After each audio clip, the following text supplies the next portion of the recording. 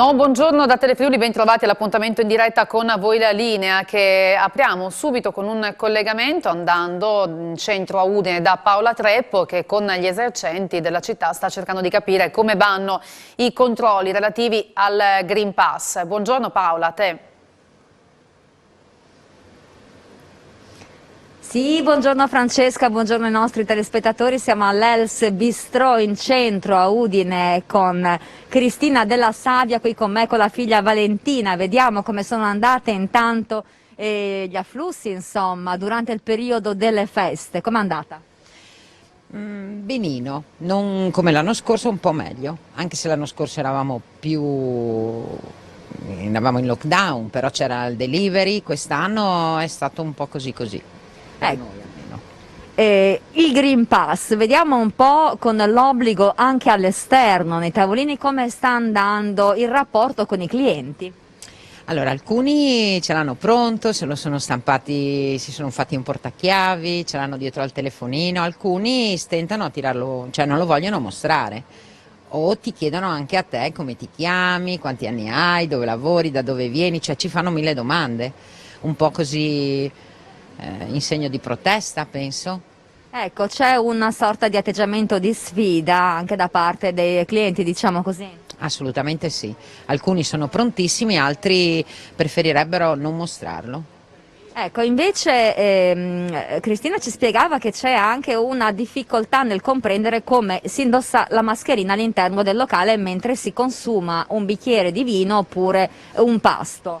Sì, alcuni mangiano con la mascherina, la spostano solo per portare la forchetta alla bocca, altri stanno al banco con la mascherina per cui devono bere il caffè e non sanno come fare, per cui insomma noi li aiutiamo a capire che al banco seduti possono toglierla. Però sì, non la tolgono, cioè non so come vivono male questa cosa, alcuni, non tutti. C'è un po' di confusione nella comprensione delle normative. Assolutamente, altri entrano senza, altri ce l'hanno sotto al mento, altri non ce l'hanno proprio, dipende, un po' così, un misto mare. Ecco, invece come affluenza, diciamo, rispetto proprio a quando è entrato in vigore il Green Pass, avete notato un calo? Allora, inizialmente sì, tuttora sì, è un'altalena, non riusciamo a capire bene come funzionano più le giornate lavorative, non abbiamo più una giornata di lavoro di riferimento come ai tempi passati, è un altalenarsi di lavoro, non lavoro, è difficile, è un momentino così. Ecco, bisogna avere, insomma, la passione, la caparbietà di andare avanti lo stesso, Valentina. Certo, non bisogna mollare, bisogna tenere duro e andare avanti con quello che si ha. Ecco, anche il rapporto con i clienti, insomma, bisogna cercare un equilibrio. Sì, soprattutto appunto, come dicevi, quando si chiede il Green Pass bisogna stare attenti, potrei chiederle, dovrei chiederle, vorrei vedere, perché sennò alcuni sono proprio seccati del fatto di... Ecco, la paura anche di perdere il cliente, anche se arriva da tanto tempo, insomma, nel locale. Già sono quelli che sono, pochi ma buoni, dobbiamo tenerceli stretti. Ecco, Cristina con Valentina ha un'attività, insomma, con esperienza di 20 anni di locale, quindi di accoglienza in centro a Udine, come si diceva prima, insomma è cambiato tanto, non solamente con il Covid. È cambiato tantissimo, il rapporto con le persone, abbiamo la sensazione che abbiano quasi paura di uscire. Al pomeriggio qui passeggiavano, adesso non c'è nessuno al pomeriggio, dalle 5 sembra di essere in lockdown. È una via che ha perso la sua identità, al sabato c'erano gli aperitivi, freddo, pioggia, adesso non c'è più nessuno, è un altro panorama, non so descrivertelo, mi dispiace ma purtroppo è così, anche i negozi sono vuoti. Abbiamo fatto di tutto, ho messo le lucette, cerchiamo di ravvivare un po' la vita qui, l'ambiente, però le persone non ci sono. O vanno dove c'è la classica movida udinese, scusami, al centro, però qui diciamo che è calato molto il lavoro, il pomeriggio. Ecco, consideriamo comunque che ci troviamo in una zona centralissima di Udine, anche altri esercenti che abbiamo sentito, altri ristoratori insomma, manifestano la stessa problematica, un calo di lavoro, poche persone in giro, anche perché tanti ci hanno spiegato hanno anche il personale in isolamento oppure in quarantena. Allora ringraziamo Cristina e Valentina per la loro disponibilità, e qui dall'Els Bistrò di Udine Francesca è tutto, ti restituisco la linea. Grazie Paola, parliamo di Covid che colpisce sempre di più i bambini. Abbiamo trattato l'argomento con Roberto Dell'Amico, primario del reparto di pediatria all'ospedale civile di Pordenone. Oltre al coronavirus, in questo periodo i più piccoli stanno contraendo anche altri virus respiratori. Dottor Roberto Dall'Amico, che situazione vede nella popolazione dei bambini, dei ragazzini di fronte a questa pandemia da Covid-19? Siamo di fronte ad un aumento importante dei bambini che stanno contraendo questa malattia, lo vedono i pediatri di famiglia nei loro ambulatori, lo vediamo noi che lavoriamo nei pronti soccorsi pediatrici. Era qualcosa che ci si poteva aspettare perché i bambini rappresentano quella fascia della popolazione che non è stata soggetta fino ad ora a vaccino e che comunque ha mantenuto giustamente la possibilità di andare a scuola e di socializzare. Quello che avevamo visto l'anno scorso, soprattutto nelle fasce d'età adolescenziali, che la didattica a distanza, il periodo di lockdown così molto prolungato aveva causato un aumento molto importante di quella che era la patologia neuropsichiatrica, e se noi vogliamo prevenire questo tipo di patologia non possiamo che favorire la scuola in tutti i modi, ovviamente rispettando quelli che sono i criteri che consentono di poterla fare, cioè garantire la salute agli insegnanti e agli alunni. Che situazione quindi vede all'interno del suo ospedale, nel suo reparto? Arriva un po' di tutto, bambini piccoli affetti dal Covid, ma soprattutto quello che forse potrebbe preoccupare sono anche gli effetti postumi al Covid. Che cosa sta vedendo in questo periodo? Bambini ne arrivano tanti, un po' come in tutte le pediatrie, perché siamo in inverno e non esiste solo l'infezione da Covid-19. In questo momento siamo alla fine dell'epidemia di virus respiratorio syncytiale che aveva caratterizzato i mesi di novembre e dicembre. In questo momento vediamo diversi bambini che arrivano con virus diversi, virus che hanno anche così dei nomi un po' strani. Abbiamo delle infezioni da bocavirus, da rinovirus, da metapneumovirus, bambini che possono avere anche un mix di tutti questi virus, e poi ovviamente abbiamo bambini che entrano per infezione da Covid-19. La gran parte di questi bambini viene gestita a domicilio dai pediatri, noi ne ricoveriamo un numero abbastanza contenuto. I criteri di ricovero sono questi: bambini molto piccoli o bambini che hanno dei problemi respiratori importanti. La vaccinazione resta comunque sempre l'unico antidoto, l'unica arma, ma soprattutto la consiglierebbe in una popolazione diciamo che non ha ancora affrontato il periodo scolastico delle elementari in su, anche sotto, quindi sotto i 5 anni? Noi di professione facciamo i pediatri, quindi non possiamo che essere a favore di tutto quello che serve a prevenire le malattie. Prevenzione significa garantire ai bambini una vaccinazione nei confronti delle malattie che noi possiamo prevenire. Questo fa parte della storia della medicina e fa parte della storia della pediatria, quindi insomma noi siamo dei forti sostenitori dei vaccini in generale, non possiamo che sostenere l'attuale campagna di vaccinazione, che in questo momento è direzionata verso la popolazione tra 5 e 11 anni. È evidente che ci vuole sempre prudenza quando si introduce un farmaco nuovo, e dobbiamo pensare che il vaccino un farmaco lo è, però i dati che abbiamo cos'è che mostrano? Mostrano che il vaccino è un vaccino sicuro nella popolazione degli adulti. Questo ha consentito di sperimentare il vaccino nella fascia di popolazione pediatrica da 12 anni in su, e anche qui si è visto che il vaccino era sicuro ed efficace ed era logico che lo si sperimentasse in una popolazione da 5 anni in su. La tappa successiva, se il vaccino si dimostrerà altrettanto sicuro in questa fascia di popolazione, ma i dati che abbiamo tendono a confermarlo, sarà da valutare se si potrà utilizzare in una fascia d'età ancora inferiore, come succede a tutti i vaccini che noi utilizziamo. E ora parliamo un po' di noi, perché Gnovis, il telegiornale in friulano in onda sulla nostra emittente dal lunedì al venerdì alle 20:40, si arricchisce di una nuova rubrica che si intitola Gnovis dal Monte, il cui obiettivo è quello di creare una rete di informazione a due vie tra i friulani residenti in regione e quelli che vivono all'estero, per uno scambio reciproco di esperienze. L'iniziativa nasce dalla collaborazione tra Telefriuli e Ente Friuli nel mondo.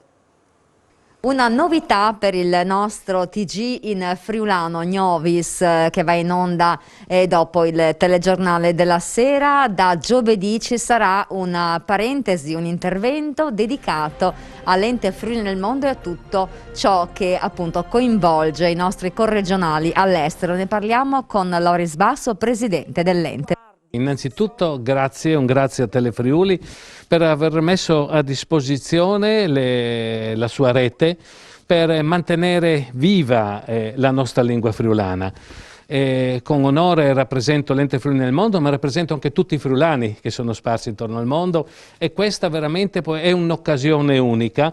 Io dico un'occasione a due vie: da una parte per noi friulani far vedere quello che succede nella loro terra e far conoscere l'attualità di ogni giorno a tutti i friulani sparsi nei 160 fogolars furlans nel mondo, ma nello stesso tempo, grazie alla collaborazione con Telefriuli, raccogliere le notizie di quello che fanno i nostri friulani all'estero, no? Al di là dei loro momenti conviviali, ma soprattutto delle attività, delle proposte, per creare questa rete di collaborazione unica, per far conoscere a noi friulani quello che siamo, quello che facciamo qua in Friuli, ma soprattutto quello che rappresentiamo all'estero.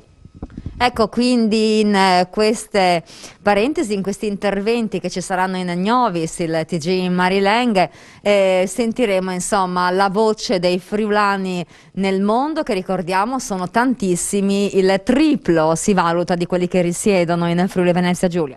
Ma sicuramente, come dicevo, attualmente fanno parte della rete dell'Ente Friuli nel mondo quasi 20.000 friulani che sono iscritti nei 160 fogolars furlans, però di discendenti friulani residenti iscritti all'AIRLE sono quasi il doppio dei nostri friulani, quindi abbiamo addirittura un altro milione, 1,2 milioni di friulani sparsi nel mondo, e quindi questa può essere una bellissima occasione per metterli in contatto in questo particolare momento della pandemia, dove le relazioni umane e soprattutto il potersi conoscere, il potersi incontrare ormai è precluso, e quindi al di là dei collegamenti a distanza su Zoom, avere una rete televisiva per mettersi in contatto è fondamentale. Ecco, quindi a NUF stasera alle 9:20 circa di ogni sera va in onda Gnovis. Ricordiamo che poi il servizio del TG viene caricato su YouTube, che è uno strumento che anche Ente Friuli nel mondo sfrutta proprio per raggiungere tutti i nostri corregionali all'estero. Sì, sicuramente questa è una bellissima occasione, come dicevo, tramite il nostro sito istituzionale, ma soprattutto anche su Facebook o su YouTube, possono ritrovare tutte le notizie e l'attività che l'Ente Friuli nel mondo svolge a favore dei nostri corregionali. Allora l'appuntamento è già da questo giovedì, e per ogni giovedì appunto avremo questo nuovo incontro con i nostri corregionali. E noi ci rivediamo tra poco, dopo la pubblicità.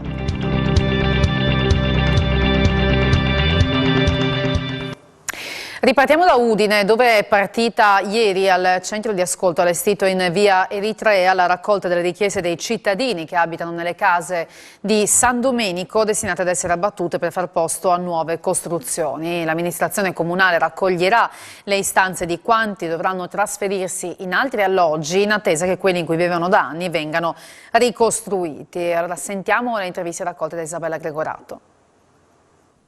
Primo giorno d'apertura del punto d'ascolto qui a Villaggio San Domenico, e la prima persona che va appunto a manifestare il suo disappunto per le scelte che dovrebbero essere operate qui nella zona. Lei che cosa ha da ridire, signora? Guardi, non è contenta di ritrovarsi un domani la casa completamente nuova? No, guardi, noi stiamo bene dove siamo, è un appartamento che noi l'abbiamo ristrutturato, sono case che è un peccato toccarle perché sono negli anni del terremoto che sono state fatte su, e quindi adesso è inutile che mi vengano a dire, perché sono 3 piani, piano rialzato primo e secondo piano, che siamo senza ascensore. Io sono arrivata a 80 anni che non mi è mai servito l'ascensore.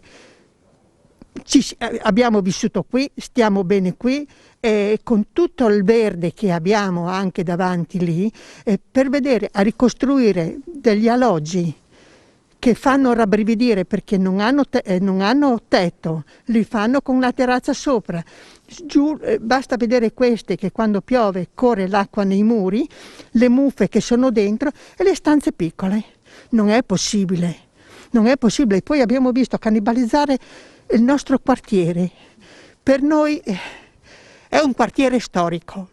Ci fa male a vedere quello che stanno facendo. Che se ne dica i signori architetti, i signori che ci stanno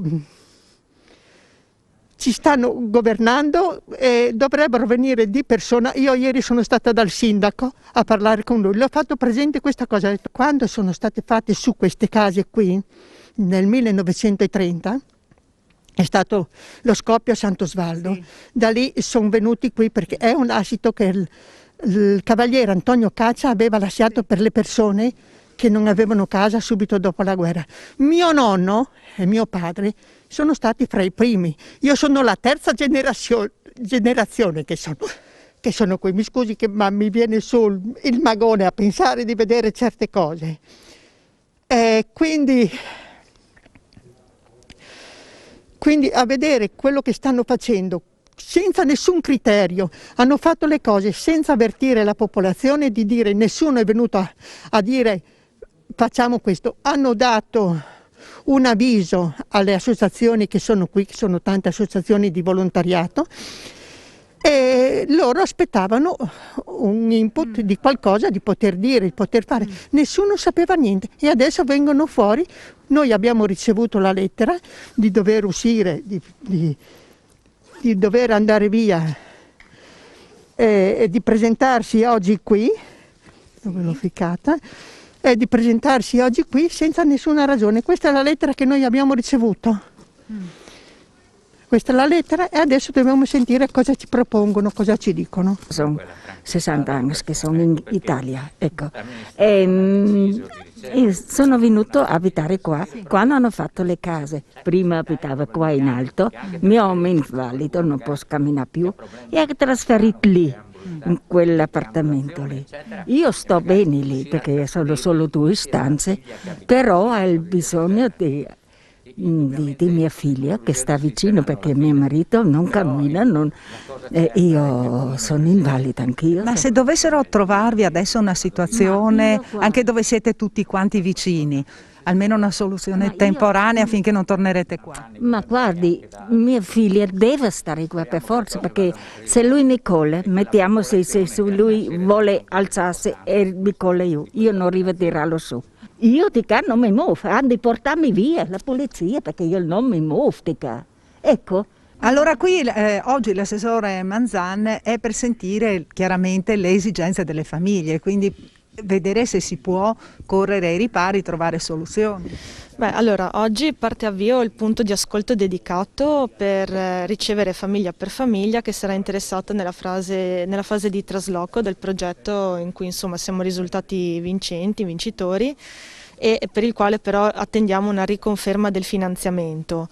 Quindi per il lotto che interessa il Comune di Udine ci sono delle famiglie che dovranno insomma traslocare momentaneamente per poi rientrare nei nuovi alloggi. Oggi siamo qua per capire quali sono le esigenze delle famiglie, sia per la fase temporanea di trasloco sia per la fase definitiva, e ripeto, questo è un progetto pensato per le famiglie, per chi ci abita e quindi vogliamo accompagnare tutti in questo percorso che non sarà sicuramente facile, però noi ascolteremo tutti. Ma chi è costretto ad andare via da qua ha la certezza di ritornarci dopo? Nel modo più assoluto, almeno diciamo che quello che è stato deciso, che nel modo più assoluto ha la certezza, il diritto prima di tutti gli altri di restare qua, e non solo, almeno per quanto mi riguarda, ne abbiamo parlato, se ci sono dei nuclei familiari, non solo dei nuclei familiari, delle scale, che ci sono delle persone della stessa scala che avevano un buon rapporto creato con gli anni, nel limite del possibile vedere di farle stare anche vicine. La montagna del Friuli Occidentale si sta spopolando, i giovani in cerca di un lavoro si trasferiscono in pianura e così interi paesi rischiano di scomparire. Una montagna da valorizzare per evitare quello spopolamento che rischia di trasformare paesi caratteristici in centri fantasma.